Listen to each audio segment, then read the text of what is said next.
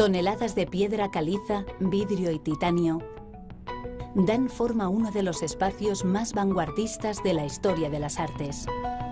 Lejos de parecerse a los convencionales y neutros edificios contenedores de arte, el Guggenheim Bilbao es, en palabras de su creador, el arquitecto Frank Gehry, un edificio importante, tan importante como el contenido que alberga en el interior de sus muros. La asombrosa construcción de titanio que podemos ver en la ría bilbaína y que ha servido de motor para la rehabilitación urbanística y económica de toda la zona, es el resultado de una historia de arduas negociaciones que comenzaba en 1991. La ubicación de esta sede europea en Bilbao se acordó entre las administraciones vascas y la Solomon R. Guggenheim Foundation. Lo que ahora vemos, los característicos volúmenes del Museo Guggenheim Bilbao, surgieron del estudio de Frank Gehry, el arquitecto elegido tras un concurso de proyectos para llevar a cabo la construcción. La primera piedra se colocó en octubre del 1993 y 4 años más tarde, el 19 de octubre de 1997, se abría al público el espectacular museo.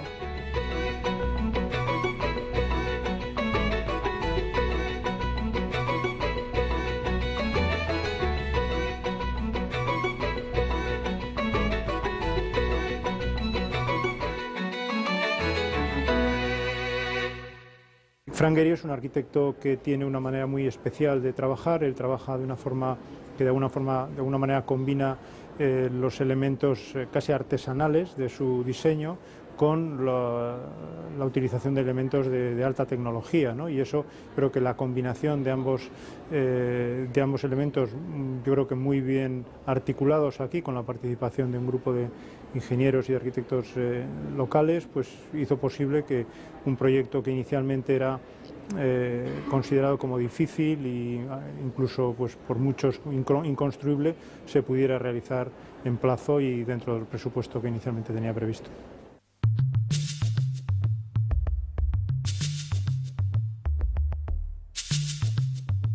El museo, asentado en una superficie de 32.500 metros cuadrados, se encuentra a nivel de la ría que forma el Nervión, 16 metros por debajo de la cota de la ciudad y flanqueado por el colosal puente de la Salve.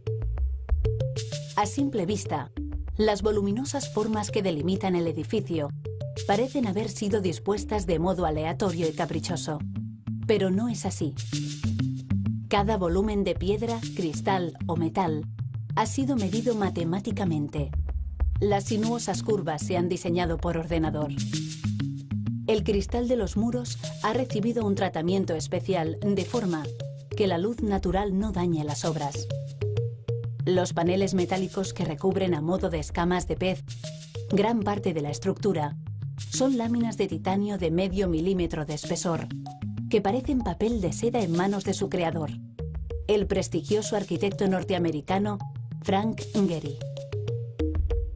Armonía futurista que sorprende y acaricia los sentidos del habitante de la ciudad y del viajero, y que no defrauda cuando la mirada recorre curiosa el perfil del edificio, que tiene 50 metros de alto. Una gigantesca araña metálica nos alerta enseguida de que lo que estamos contemplando es arte medido, arte que seduce de una forma audaz, atrevida, pero no menos bella. El espíritu del museo, bueno, el museo es un proyecto vivo que pretende o ha pretendido aportar al panorama artístico una infraestructura cultural con una programación basada en la calidad y no basada en la geografía, con una audiencia dirigida a una audiencia internacional, un proyecto que tiene una convicción esencial, que es la de ser un instrumento de educación, de acercamiento de la cultura a la sociedad, y que además se concibe como un museo definido con unos paradigmas de funcionamiento, unos modelos de gestión dirigidos fundamentalmente hacia sus visitantes. Eso es un poco lo que son algunas características, yo creo que fundamentales de su concepto de museo. Tras saludar a Puppy, el terrier de flores de Jeff Koons, entramos también de forma singular al museo. Una amplia escalinata nos lleva al vestíbulo y nos prepara para un viaje de formas no menos sorprendentes y espectaculares que las que se contemplan en el exterior. Una vez atravesado el vestíbulo, nunca solos, siempre acompañados de formas aunque sean invisibles, se llega al atrio, otro de los diseños más representativos de la arquitectura de Getty.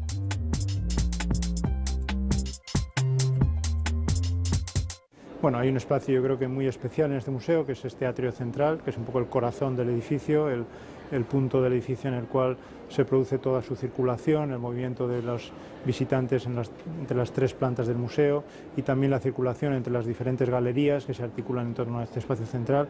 Yo realmente creo que ese es un espacio, si hay que identificar uno, yo creo que ese es un espacio que desde luego nadie se debía perder y en el cual pues se debía pasar un poco de tiempo disfrutándolo, ¿no? Antes de entrar o después de entrar a las galerías donde se pueden observar la programación que en cada momento presenta el museo a sus visitantes. El atrio está coronado por un lucernario cenital en forma de flor metálica. De ella brota un chorro de luz que ilumina el espacio de una manera cálida y acogedora. Desde aquí se accede a la terraza, que está cubierta con una marquesina y que se apoya en un único pilar de piedra, con una función protectora y estética. Un alto en el camino para que el visitante contemple relajado la ría y el jardín de agua. Más adelante, una amplia rampa de escaleras parte de la fachada posterior y asciende rodeando la escultórica torre, concebida para integrar el colosal Puente de la Salve en el complejo arquitectónico. Los tres niveles de las galerías del edificio se organizan alrededor de este atrio central y se conectan mediante pasarelas curvilíneas, ascensores acristalados y torres de escaleras que dan paso a un espacio expositivo de 11.000 metros cuadrados distribuidos en 19 galerías. 10 de ellas tienen forma octogonal y se identifican desde el exterior por su recubrimiento de piedra. Otras 9 salas juegan con la irregularidad de sus muros y externamente están recubiertas de titanio. Esta mezcla de volúmenes y perspectivas proporcionan espacios interiores gigantescos que permiten la exposición de obras de gran formato. El recorrido a través de estas enormes y laberínticas galerías no es nada complicado, gracias a que cada galería está relacionada arquitectónicamente con el contenido de la exposición. El eje central del atrio y las pasarelas que llevan de una a otra galería facilitan la ubicación y localización de las salas en cada momento. De esta forma, se consigue un efecto de mundo interior ordenado y claro, que contrasta con las enrevesadas formas arquitectónicas y volúmenes exteriores, y hace que el visitante recorra un complejo espacio de una manera cómoda y sencilla. Por estas galerías han pasado las obras de grandes maestros de las vanguardias del siglo XX, y lo harán, sin duda, los artistas de nuestro siglo.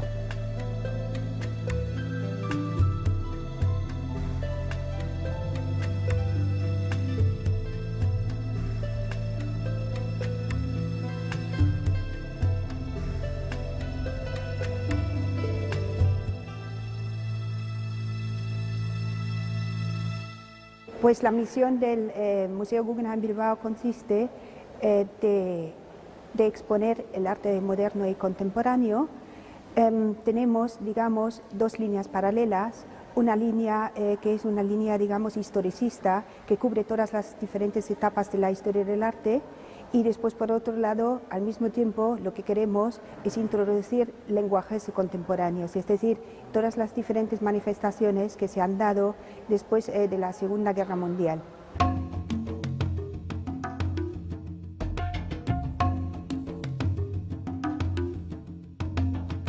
Una de las características más novedosas del Museo Guggenheim Bilbao es la constante renovación de su obra. No solo las exposiciones temporales van y vienen, la colección permanente también lo hace.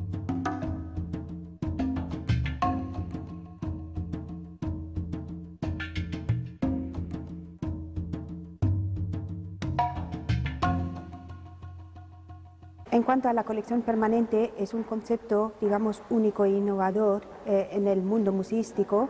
La colección permanente, lo que llamamos nosotros, comprende los fondos de todos los museos Guggenheim.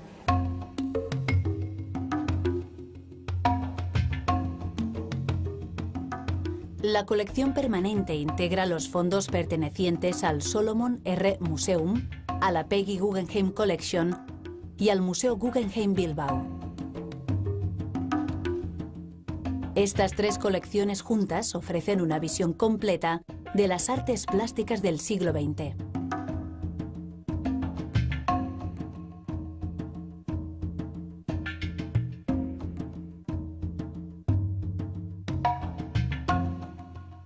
Nosotros más o menos tenemos una media de 6 presentaciones de la colección permanente al año, lo que también es muy característico de nuestras presentaciones es que los fondos exponemos de forma rotatoria, es decir, que nosotros no tenemos un espacio determinado para la presentación de la colección permanente, sino hacemos una sucesión de presentaciones de la colección permanente para que permita al espectador poder disfrutar y estudiar en profundidad todas las múltiples perspectivas del arte moderno y contemporáneo. El hecho de que la colección permanente sea una colección compartida presenta una característica muy peculiar y dota al Museo de libertad. La colección se presenta al público de manera cambiante. Para Bilbao, es una oportunidad única la posibilidad de contar con un rico fondo de arte de los siglos XX y XXI que se va renovando constantemente. Desde las primeras vanguardias hasta nuestros días, es una oportunidad única en el mundo. Cualquier jornada, durante cualquier visita en el museo, se pueden encontrar interesantes exposiciones de la colección permanente.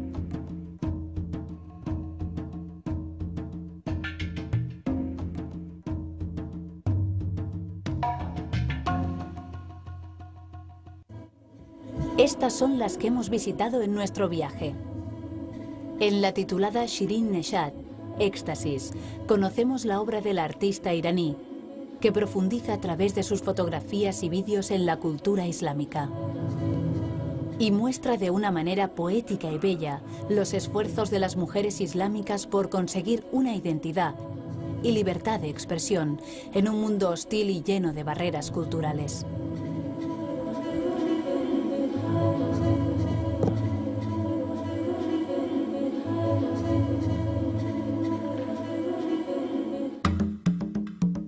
Otra exposición es la de Joseph Beuys, uno de los artistas más importantes surgido en la Alemania de la posguerra. La reconstrucción que vivieron tanto el país como sus gentes palió la herida que constituía el legado traumático del nazismo. Las esculturas e instalaciones que aquí se muestran son buenos ejemplos de la forma en que Beuys transgrede el límite entre el arte y la vida. Vemos ahora otras exposiciones de la colección permanente. Estas se centran en el arte povera y el arte procesual a través de las obras de Janis Kounellis, Mario Merz, Robert Morris y Richard Serra. El arte povera incorpora materiales humildes, orgánicos, industriales e incluso en ocasiones efímeros, como medio de revelación de los conflictos existentes entre el orden natural y el creado por el hombre. Para Janis Kounellis, el arte evoluciona en respuesta a pensamientos fundamentales teológicos, intelectuales y políticos.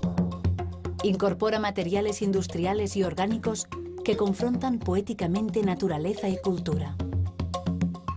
Para Mario Merz, la forma del iglú, como representación de una morada transitoria, expresa su fe en el poder liberador de la inquietud frente al mundo y sus valores. El arte procesual, por su parte, se caracteriza por utilizar objetos inusuales para la creación de sus obras. Los artistas procesuales crean formas excéntricas, con disposiciones aleatorias o irregulares, como reflejo de su interés por la transformación y propiedades de los materiales. Robert Morris, en sus obras Fieltro rosa y vigas de aluminio, es un fiel exponente de esta tendencia.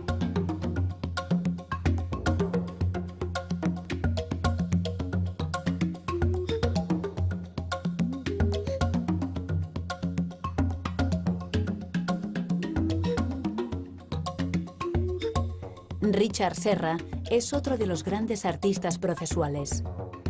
En su obra Serpiente, encargada expresamente para el Museo Guggenheim Bilbao, pone de manifiesto el proceso de fabricación, las características de los materiales y el compromiso con el espectador, creando un diálogo entre la obra y su entorno arquitectónico.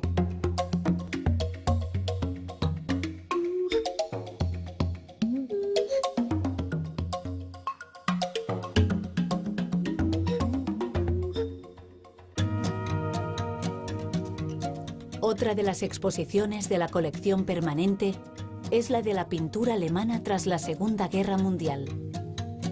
Esta exposición se centra en la obra de 4 pintores alemanes que lograron llamar la atención del público internacional durante el último tercio del siglo XX.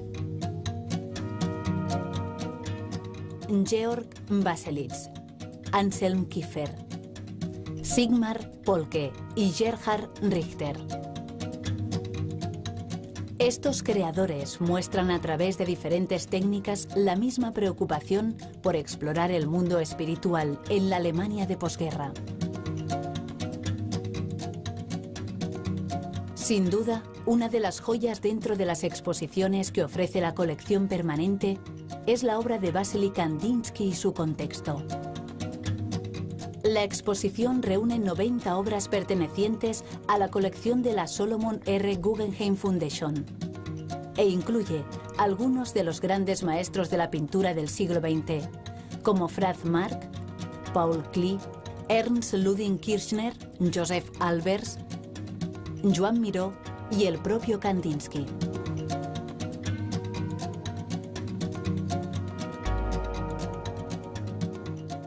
En esta instalación de la colección permanente hemos querido enseñar la obra de Kandinsky de los fondos de la Fundación Guggenheim de Nueva York.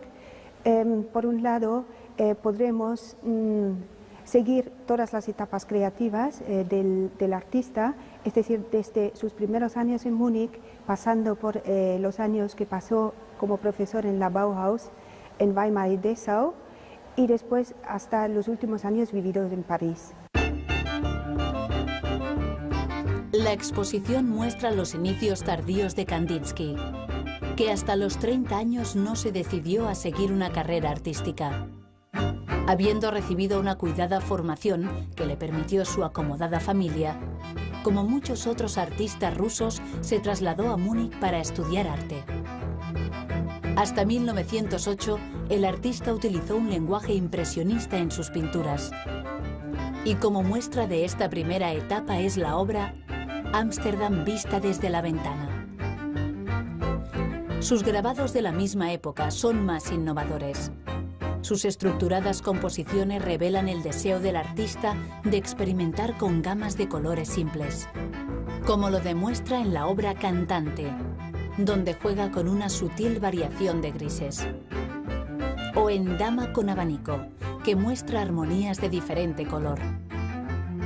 También está representada la etapa del Jinete Azul, el grupo que formaron Kandinsky y Franz Marc. De esta época son obras como Establos, de Franz Marc, y Pintura con borde blanco, de Kandinsky. Para Kandinsky, el color podría suscitar una profunda emoción espiritual, y comparaba la resonancia o el sonido interno de cada elemento pictórico con la de un instrumento musical. Tras la Primera Guerra Mundial, Kandinsky se estableció en Moscú. Estas son las obras que se inspiraron en las figuras geométricas de los constructivistas rusos. Del periodo en que Kandinsky empezó a impartir clases en la Weimar Bauhaus en Alemania, datan las formas geométricas: círculos, triángulos y cuadrados demarcados contornos y colorido simbólico. Radiante y Pequeño Juego son dos obras representativas de este periodo. De esta etapa pueden verse obras de Joseph Albers, Paul Klee y Laszlo Moly-Nagy, artistas que también impartieron clase en la Bauhaus y utilizan en su obra formas rígidas similares a las de Kandinsky. Y por último, Kandinsky, exiliado en Francia durante el nazismo, crea estas formas suaves y los colores luminosos. Pero además de las exposiciones de la colección permanente, en el Museo Guggenheim Bilbao se exhiben otras grandes obras que forman parte de las exposiciones temporales.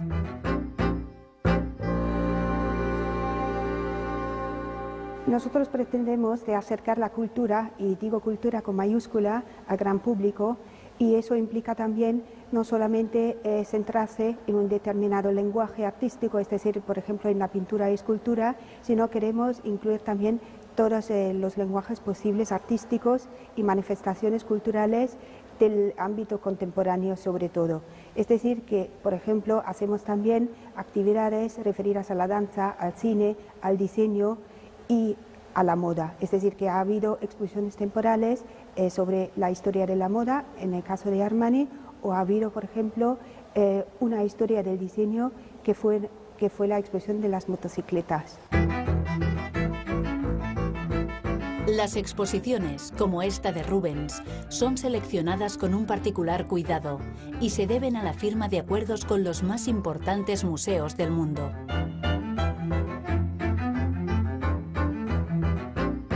Bueno, yo creo que la exposición de Rubens tiene hay varios aspectos por los cuales yo creo que es muy importante. En primer lugar, el propio valor de la exposición. Es una exposición yo creo que extraordinaria, es una representación de primera magnitud del barroco flamenco, con fondos procedentes del Museo de Ermitas de San Petersburgo, y que es una oportunidad única de admirar esas obras maestras del barroco flamenco, de Rubens o de Van Dyck, en un espacio tan único, tan especial, como es el que ofrecen las salas de este museo.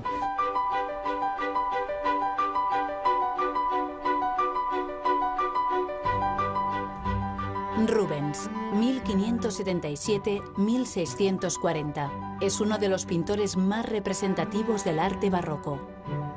Su extensa obra se caracteriza por combinar el conocimiento enciclopédico religioso con la mitología clásica. En el año 1608, Rubens introdujo el arte barroco en los Países Bajos, logrando una fusión del realismo flamenco y el gran estilo italiano, que supuso una gran revolución en el arte pictórico de la época. Una de las obras más significativas de Rubens y auténtica joya de la colección Hermitage, que ahora podemos admirar en el Museo Guggenheim, es La unión de la tierra y el agua. Este lienzo celebra la renovada prosperidad de Amberes, ciudad natal de Rubens, gracias al comercio flamenco que se reactivó con la apertura del río Escalda.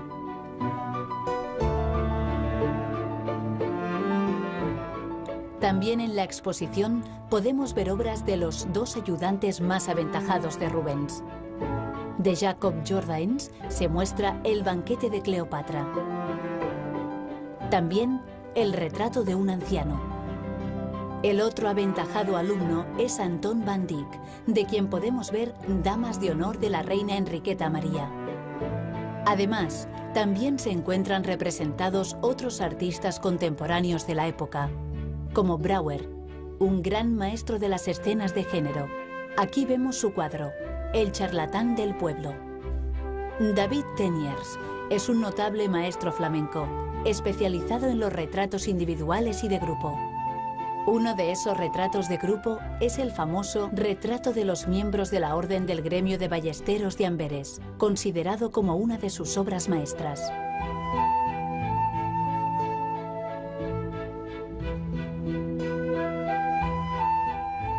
En la exposición Además de estar representada esta magnífica colección pictórica, también se pueden apreciar piezas de orfebrería, tapices, armaduras, grabados en marfil, cristalería y esmaltes, que reflejan el grado de sofisticación al que había llegado el coleccionismo en Flandes en el siglo XVII.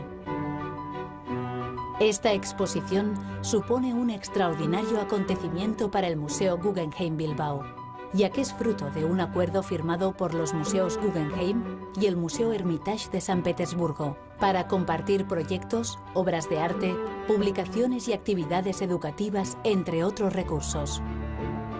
Otras invitadas de lujo que podemos encontrar en Bilbao son las obras de Manolo Valdés. La exposición antológica muestra como un todo la escultura y la pintura del genial artista. Manolo Valdés es uno de los artistas más representativos de la segunda mitad del siglo XX que tenemos en España. Después de la aparición del informalismo y del pop, se produce en los años 60 la pintura política en España de la mano del equipo Crónica, uno de cuyos componentes es Manolo Valdés. El equipo Crónica es muy conocido en nuestra historia. Uno de los componentes, Rafael Solves, muere en el año 81 y entonces Valdés empieza a pintar por su cuenta dentro de esa misma sentido de la traducción de la historia del arte o la historia del arte como objeto, pero de una manera mucho más personal, unificando o haciendo un cóctel entre dos tendencias, lo que es el informalismo, es decir, el sentido de la materia, el trabajo de la materia, las arpilleras cosidas, etcétera, y lo que es la imagen figurativa del mundo pop, en este caso la historia del arte o los objetos cotidianos.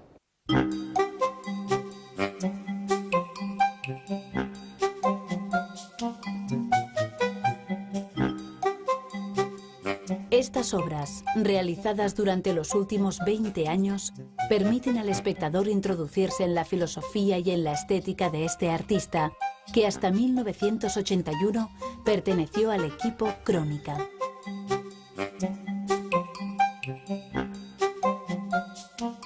Los espacios del Guggenheim parecen pensados para poder contemplar reunidos los óleos, las técnicas mixtas y las esculturas de Manolo Valdés.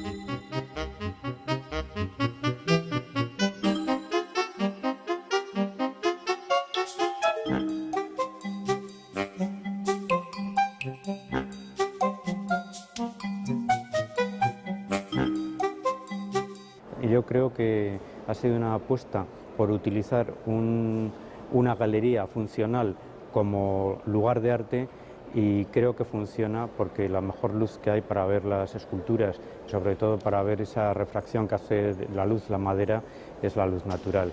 Y esta luz del norte, sobre todo aquí en Bilbao, es clave para poder ver estas esculturas.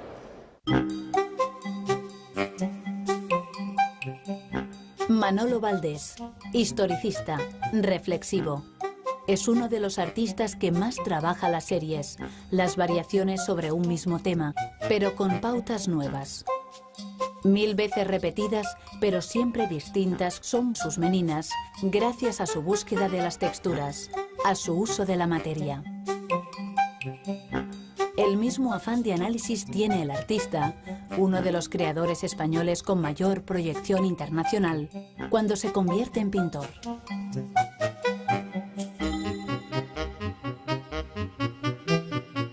¿Qué es lo que hace Valdés en su pintura? Valdés reinterpreta la figuración pop en la clave informal, es decir, en la clave de utilizar los soportes, las arpilleras, no con la tela tradicional, sino con las telas que se cosen, donde el cosido, no solo de la figura o de las imágenes, sino también de la misma tela, va creando la pigmentación, va creando las sombras, va creando la profundidad, etc. La propuesta de Valdés constituye una de las más válidas del arte contemporáneo internacional para reinterpretar lo ya aprendido, para estudiar nuestra historia estética, para meditar sobre la grandeza del arte. Todas estas obras deben preservarse del calor, la humedad, la luz, las plagas de insectos. El Departamento de Conservación del Museo Guggenheim es el encargado de prevenir y reparar los posibles daños que puedan sufrir las obras expuestas. La función del Departamento de Conservación del Museo Guggenheim es mantener en las mejores condiciones posibles las obras que exponen y las obras que guardan almacenes.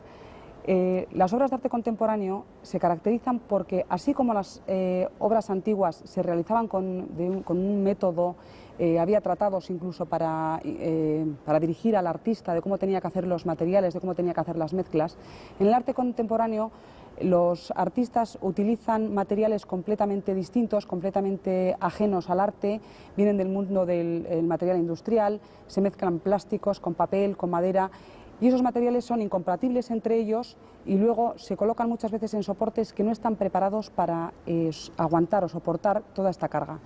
El Departamento de Conservación también trabaja con los departamentos de Educación y de Seguridad a la hora de relacionar al visitante con la exposición, a la hora de que entiendan desde el punto de vista de la conservación por qué no se pueden tocar las obras. Entonces aleccionamos un poco a los guías de cuáles son los riesgos de que se toquen las obras, lo que supone, el daño que supone para las obras que sean tocadas. El transporte y la manipulación son dos de los trances más peligrosos por los que pasa una obra. Los grandes volúmenes de algunas representaciones y las paredes curvas de algunas de las salas del Guggenheim obligan a que las medidas de seguridad se multipliquen. También es importante devolver las obras de arte prestadas por coleccionistas o museos en perfecto estado de conservación. En el caso de que se diese un daño, el Departamento de Conservación no actúa sobre la obra directamente, se pone en contacto con el propietario, ya sea un museo, que generalmente restauran ellos su obra, un particular al que se le puede proponer un tratamiento de conservación y él puede aceptar o decidir que lo restaure su restaurador, o si es obra nuestra sí que actuamos, solo en el caso de que sea obra nuestra. Bueno, vamos haciendo el dibujo. Lo único, se supone que tenga lo mejor es que tenga los menos cortes posibles. Lo único, mira lo que tenemos aquí. Cajas construidas con una habilidad milimétrica guardan restos de obra que hay que devolver a su propietario. La pieza esa... Sí. Un trabajo minucioso para que ninguna de las delicadas obras propias o que visita el museo sufra algún desperfecto. Por aquí, ojo, o sea, aprovecha la raya del cartón y... Mira, lo que te sobre sin cortar por encima, ¿no? Las obras más delicadas en general me han parecido las instalaciones. Obras que van colocadas directamente sobre el suelo y en las que el visitante pues se introduce muchas veces, ¿no? Como matéricamente hablando, igual la de Donald Judd, una obra de la colección Panza, un títere del 1970 que es de cobre con una pátina, y en esa pieza cada vez que había una huella había que limpiar al momento, cada vez que se tocaba. Y luego en nuestra colección permanente las obras de Kiefer al ser materia orgánica, tuvieron un ataque de xilófagos que hubo que tratar y fue un tratamiento un tratamiento bastante interesante. Los visitantes, extasiados en la obra, no lo perciben, pero más de 60 personas, entre empleados propios y empresas contratadas, trabajan en el mantenimiento del propio edificio y las instalaciones. Todo es especial en este museo, desde los ascensores hasta las fachadas recubiertas de titanio. El mantenimiento de las fachadas exteriores del edificio se puede resumir básicamente en mantener muros, cortinas, es decir, paredes de vidrio, fachadas de titanio y la piedra. La complejidad estriba en la geometría del edificio. Esta geometría no permite acceder por medios normales a cada sitio, entonces tenemos que utilizar personal especialista en técnicas verticales, escaladores, gente que viene del mundo de la escalada, y son ellos los que de un modo casi artesanal se van colgando por las diferentes fachadas y periódicamente las limpian, en función no de un plan preestablecido, sino en función de necesidad. En el Guggenheim Bilbao se piensa que el mantenimiento se extiende a la seguridad de las propias obras de arte, incluida la exhaustiva vigilancia antiincendios, así como la luz, la temperatura y la humedad, que permiten la correcta conservación de las obras sin molestias para los visitantes. Dentro del mantenimiento del Museo Guggenheim distinguimos lo que es el edificio y lo que son las instalaciones. Dentro de las instalaciones tiene especial interés el mantenimiento de las condiciones ambientales interiores. Es decir, para la buena conservación de las obras de arte es necesario conseguir que todo el año, 24 horas al día, mantengamos una estabilidad tanto de temperatura como de humedad relativa. A eso hay que añadir que el ambiente interior tiene que estar constituido por un aire perfectamente limpio.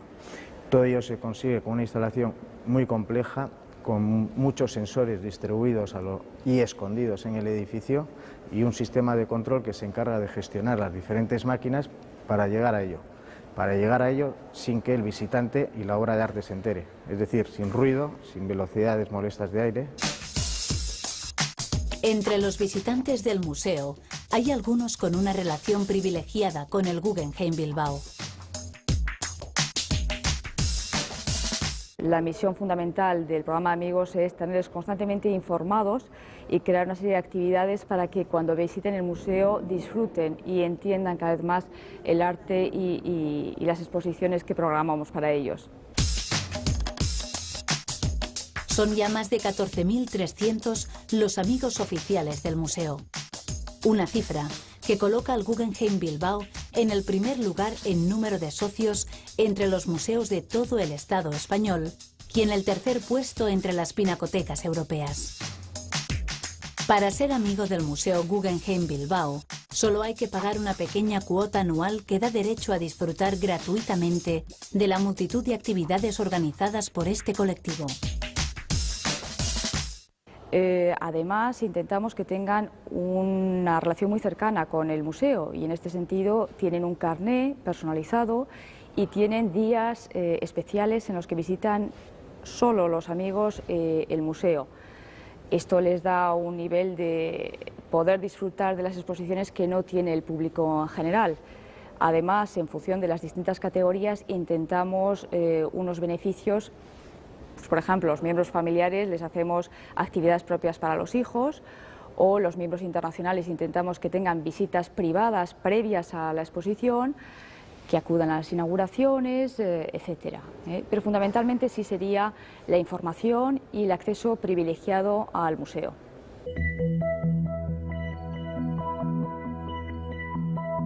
Entre las actividades en las que participan, tienen un especial interés las actividades pedagógicas. Estas actividades se inspiran en las creadas en los años 70 en Estados Unidos por la mecenas Natalie Lieberman.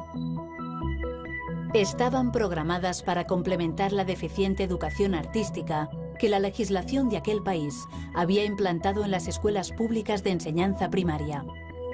Con ese espíritu, entre los escolares de Euskadi se desarrolla el programa Aprendiendo a través del arte.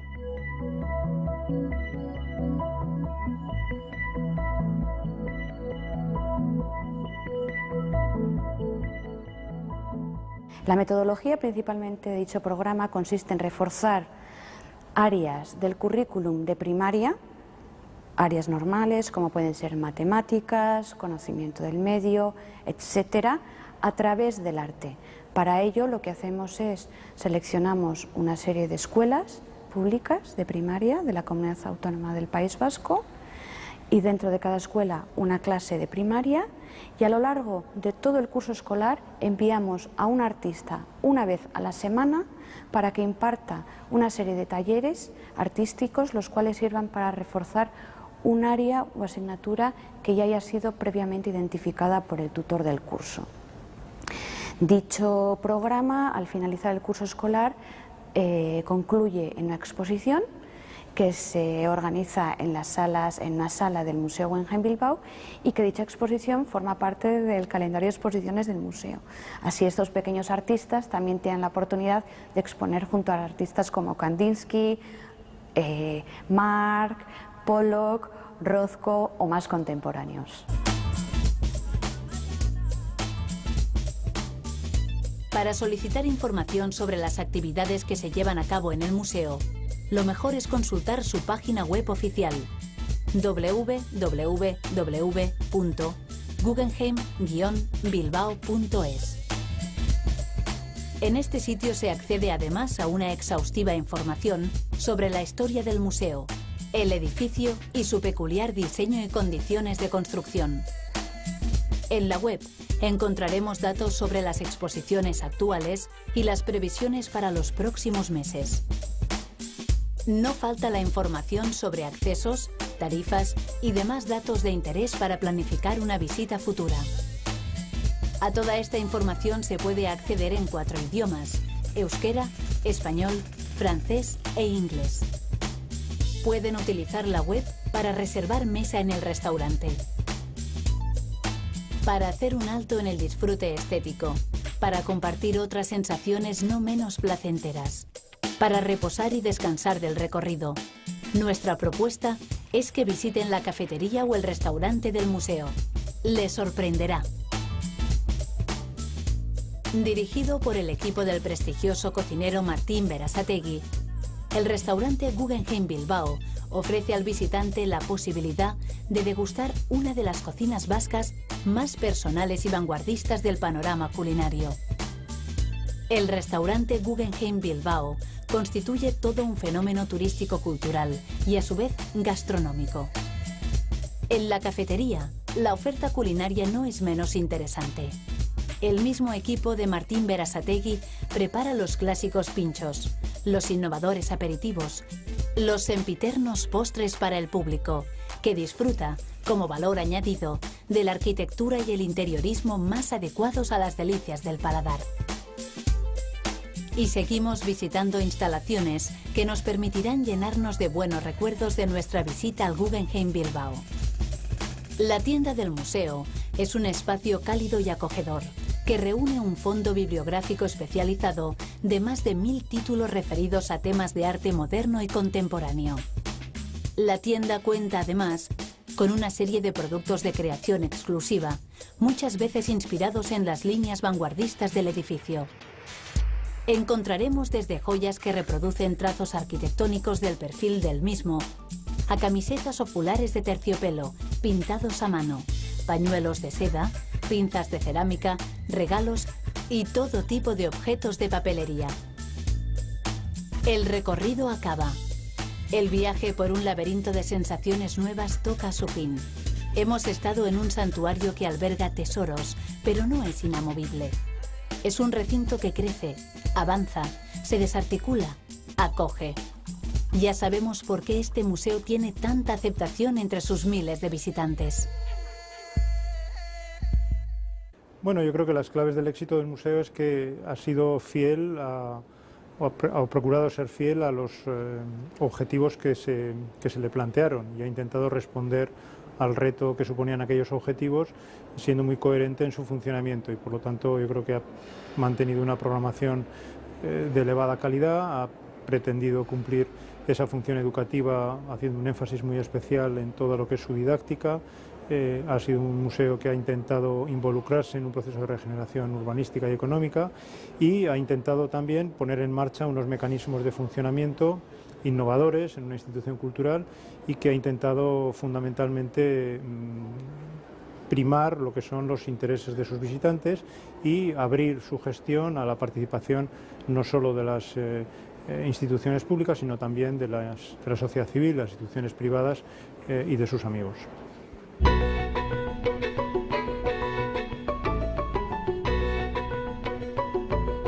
Después de una inolvidable jornada en el Museo Guggenheim Bilbao, la calma del exterior nos devuelve al punto de partida. Abandonamos la flor del cálido metal, que ha sabido entretejerse de la ciudad, unirse a las gentes que la han hecho suya. El Museo Guggenheim Bilbao es arte envuelto en arte.